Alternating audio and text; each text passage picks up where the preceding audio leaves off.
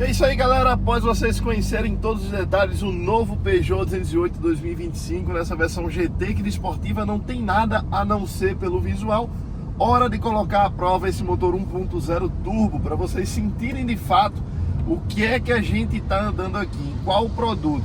É um Peugeot ou é um Fiat rebatizado de Peugeot, com a carroceria e plataforma, mas toda a mecânica aqui é de um Fiat. E a gente tem uma dinâmica de dirigibilidade aqui infinitamente superior a qualquer carro da Fiat que tenha equipado esse motor 1.0 turbo, o famoso T200. O que é que a gente tem de motor? 3 cilindros, comandado por corrente, não é correia, muito menos correia banhada no óleo.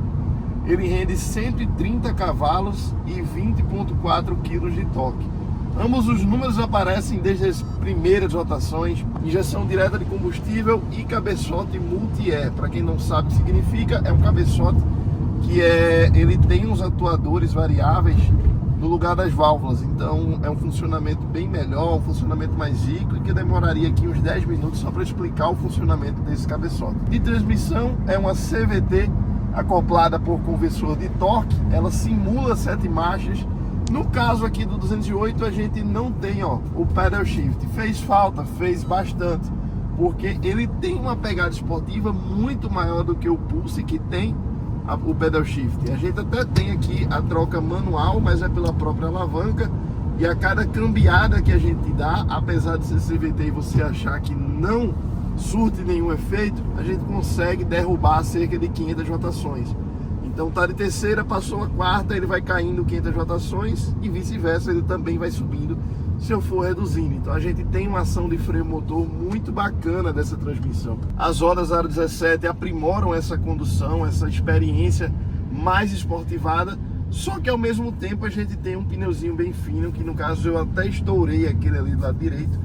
Qualquer buraco, qualquer valeta, qualquer ondulação que você pegue, vai sentir um desconforto muito maior do que outras rodas menores. Até porque a suspensão desse carro, pelo menos foi o que eu senti, ela está mais madura e mais firme em relação ao último 208 que eu testei, que foi um Style há mais ou menos um ano atrás.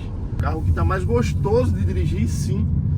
Então tá aqui o volante, é bem legal essa pegada do volante, juntamente do iCockpit 3D. A gente tem um painel 100% digital ali na frente. Para mim é o melhor painel digital que a gente tem hoje no mercado de hatch, fácil.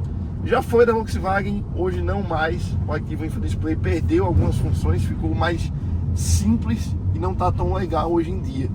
Lado direito, multimídia 10 polegadas com espelhamento sem fio, carregador por indução logo abaixo. A transmissão ela não tem mais aquele corredor que tinha antigamente, porque aquela transmissão era automática de 6 marchas da Peugeot. Então ela tradicionalmente ela tem aquele corredor. Já que não, a gente tem uma transmissão reta, a gente consegue operar ela de forma contínua. O botão de partida é bem irritante. Eu vou até parar o carro para mostrar a vocês, porque ele tem um delay no funcionamento. Então, cheguei aqui, parei, freio de mão mecânico. Eu vou desligar o carro, ele não desliga. Aperto, posso apertar quantas vezes quiser, ele não vai desligar.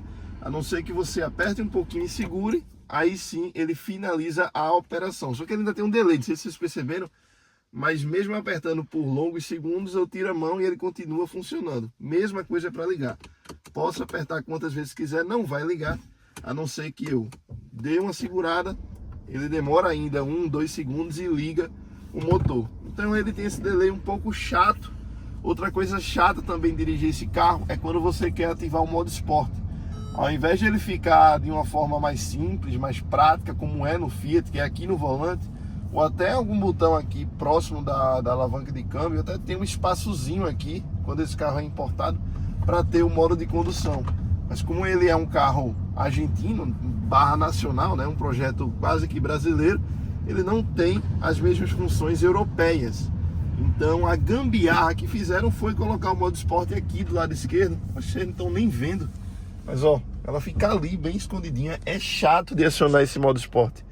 E do lado dele fica também o controle de assistência de permanência em faixa. Falando já em segurança, aproveitando que vocês já viram aqui também que o comando de piloto automático é aquele comando satélite um pouquinho chato também, mas depois que você se acostuma, vai de boa. Ele não tem ACC, que é o piloto automático adaptativo, É um item que hoje você encontra, por exemplo, em carros também da mesma categoria como o Honda City. Então aqui você não tem ACC, porém temos frenagem de emergência, além do alerta e também com assistência de manutenção em faixa, de permanência na verdade. Porque ao contrário do HB20, por exemplo, ele não se mantém na faixa, não vai fazendo curva, mas ele também não é aquele assistente que vai jogar de uma faixa para outra. Ele vai tentar manter ali na faixa o máximo que ele puder. Então ele atua assim no volante, não é só aviso sonoro, muito menos só visual. Mas e o quanto bebe esse carro?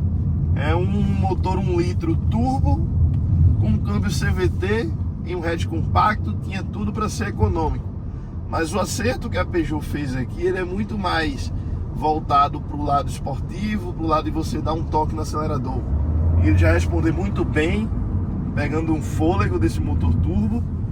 Então o consumo aqui não é dos melhores quando comparado com outros carros que tem esse mesmo motor e esse mesmo câmbio. Aqui você vai conseguir fazer na casa de 9 a 10 km por litro na cidade com gasolina.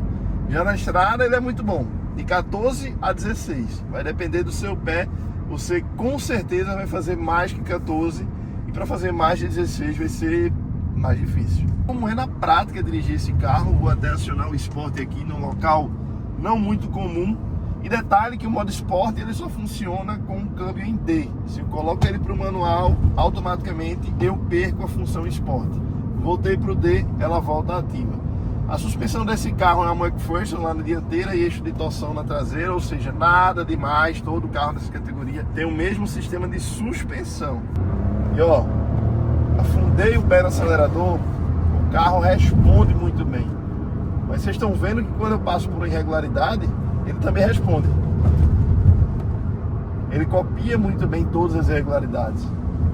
Chega a ser desconfortável? Não, porque se você compra essa versão GT, você já compra sabendo pelo tamanho da roda que ele tende a ser um carro mais responsivo, ó. Ao mesmo tempo, um carro um pouco desconfortável em algumas situações, alguns terrenos. Mas é um carro muito gostoso de dirigir. Olha isso.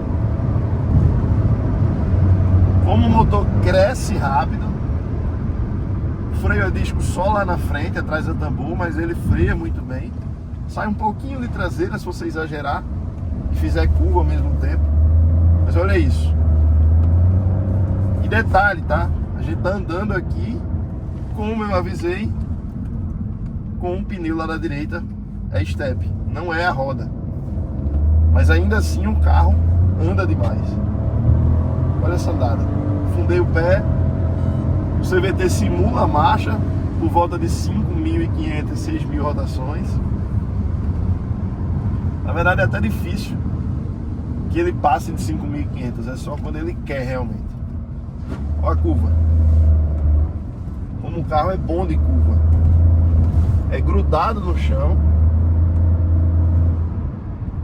E o desconforto, pra mim, é tolerável. Ó, uma irregularidadezinha aqui. Mas, apesar de não ser um GT esportivo, como era o antigo GT que tinha motor 1.6 turbo e câmbio manual, aqui a gente tem um 0 a 100 na casa dos 9 segundos, que acredito eu, na prática, ser menor do que isso, uns 8,5 faz. Um tanque abaixo de meio, etanol, fazendo uns aparados ali, ele vai fazer 8,5, na minha cabeça assim. Velocidade máxima na casa dos 200 km por hora. Então, é um carro que é gostoso. Não faz falta ser um GT puro pelos tempos que estamos vivendo, né? De querer um carro mais confortável e você ter a pegada esportiva do outro lado da Stellantis, que é o Pulse Abarth, por quase o mesmo preço. Você consegue um Pulse Abarth hoje em rede de concessionária por 145 mil, enquanto esse aqui custa quase 130. Então não é um gap muito grande. Dá para você saltar de um 208 para um Pulse Abarth se quiser uma pegada totalmente esportiva. Era legal que tivesse um GT desse com o mesmo conjunto mecânico do Abarth? Óbvio que sim. Mas se não tem, vamos nos contentar pelo visual. Vocês já assistiram o vídeo em detalhes do Peugeot 208? Se não assistiu, clica aí no fim desse vídeo e vai assistir tudo que ele tem, o tamanho, equipamentos, tecnologia, o que é essa versão GT. E esse foi um vídeo mais para vocês sentirem como é andar a 208, principalmente numa pegada mais esportivada, que acredito eu ser a maioria dos compradores dessa versão GT, uns compradores mais jovens, uns compradores que curtem mais acelerar. Se você não curte tanto, quer mais economia de combustível, não liga tanto para esse visual esportivado, pode ir na versão abaixo Allure, que vai estar muito bem servido. E se for com motor 1.0 turbo, mais ainda. Se curtiram esse vídeo, deixa o like, comenta e compartilha para quem quer comprar um Polo, um HB20, um City, uma boa opção, e eu daria uma bela chance para esse carinha aqui.